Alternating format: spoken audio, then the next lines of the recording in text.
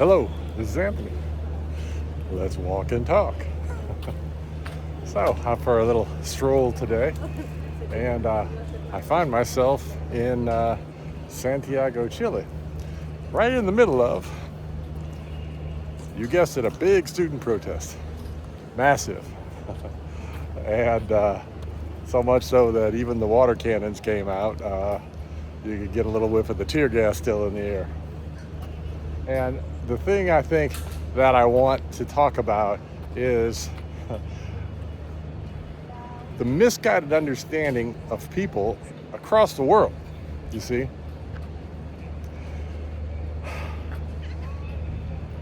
People think that there's a better way out there, and we haven't tried that better way. They think that, oh, you live in a democracy, or you live in a capitalistic society, and that's evil, we should be communist and socialist. But see, what people fail to understand, and until they actually begin to wake up and educate themselves, they will never understand, is that all of these systems have been tried. All of them. Communism has been tried. Socialism has been tried. Capitalism has been tried. Monarchy's been tried. All of these systems of government have been tried, and they've all failed. And why have they failed? Well, I'm sorry, but the answer is because of you. Because you're looking for something outside of self in order to guide your journey. Because you put yourself in a position where you think you need to have a ruler. You need to have someone over the top of you telling you what to do. And all this ends up being is a switch from this one to that one to that one. Never ever looking in the mirror. Never ever wondering, why? Why do I need somebody for this? You see, we can have a society that we all agree upon the rules in order for there to be organization. But you see, again, chaos comes for growth. We live in a society and in a world right now where corruption is everywhere. You see, I can't think in my lifetime of any protest that ever made a change. All I can ever remember is protests, especially nowadays, just turning into violence. Why is that? It's because these things are organized, and they want to create public outrage in order to get on the news, in order to get their message across. But the message is always the same message: separation, fear, manipulation. It is now and always will be these tactics. And until people wake up and understand that, you're never going to be in a position where change actually occurs. You see, I can't blame these students. I mean, they're misguided. Why? Why are they misguided? Well, they go to public liberal universities that teach them public liberal beliefs and ideas. And so they come out thinking, oh, well, this is the way, and it's been done the wrong way all this time. But see, it never used to be that way. Education used to be about real education, not about indoctrination. And what people don't understand is because it's all a big cycle. Because you continue to push that you've got to go to college to be successful in life. What you don't realize you're pushing is you're actually pushing indoctrination. And then you don't understand why the youth are think one way when you think another way. Well, you don't think that all of these different entities don't do what they can to fund these things? You see,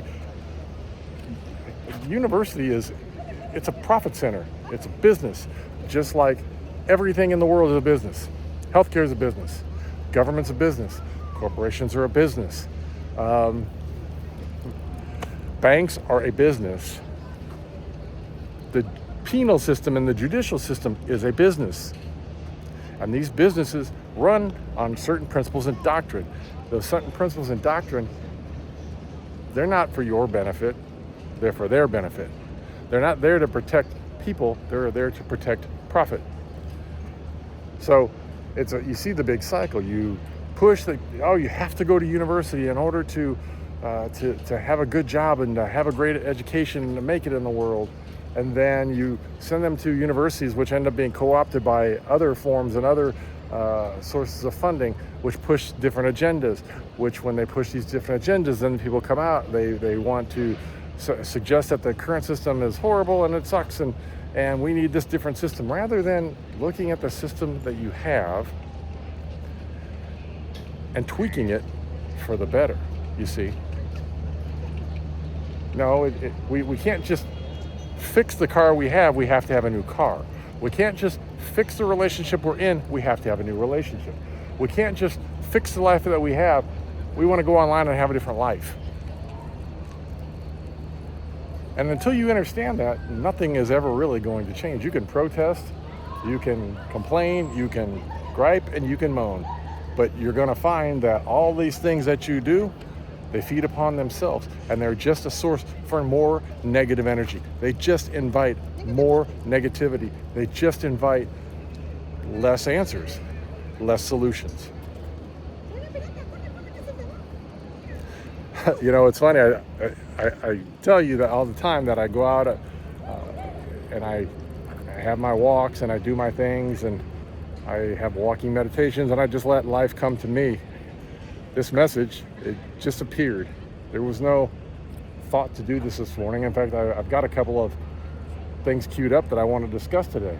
But as I was walking amongst these youth, and I could see the manufactured anger, meaning young boys who are picking up rocks and breaking them and starting to throw them. It's manufactured. It's not authentic anger. It's, I want to cause some grief. I want to cause some trouble. I want to be able to say one day I participated and man, I stood up for things. But in reality, all it is actually just ego. Nothing more. It's nothing more than ego. But see, you've been conditioned to live in that realm. You've been conditioned to think that is what this is all about. You've been conditioned to be disconnected from source, disconnected from everything. And what do you think is going to happen when you're disconnected? You're going to want to fight, you're going to want to protest, and you're going to want to complain. The problem is again, like everything in life, it's a paradox. The more you do those things, the more you bring those things on. You see, as I walk through, you can see these beautiful statues of ego, statues of reverence to a past that no longer exists. And people aren't ready and willing and desire to embrace a real future, because embracing a real future would mean looking in the mirror and accepting responsibility for the self, and then learning how to overcome the programming and control the self in order for the future to be changed. You know, I'm not here just to, I don't get on here to preach. These messages are to help. They're to help you to understand you. Help you to understand how to overcome your ego. Help you to understand how to overcome your troubles and difficulties and move yourself to a better position or a better space for self in life, to better know thyself. I don't get on these acting like I don't have problems. I do, just like everyone. But I definitely handle my problems much differently than other people do. And certainly the former version of me, I handle them in a much more graceful and loving manner, because I have empathy and compassion for both sides, for the entire spectrum. I see the entire spectrum as a choice of experience, and you get to pick what your experience is on that spectrum, and the thing that decides that is your mind. And when you learn to control your mind, you learn to understand the spectrum and control what you choose to think and believe.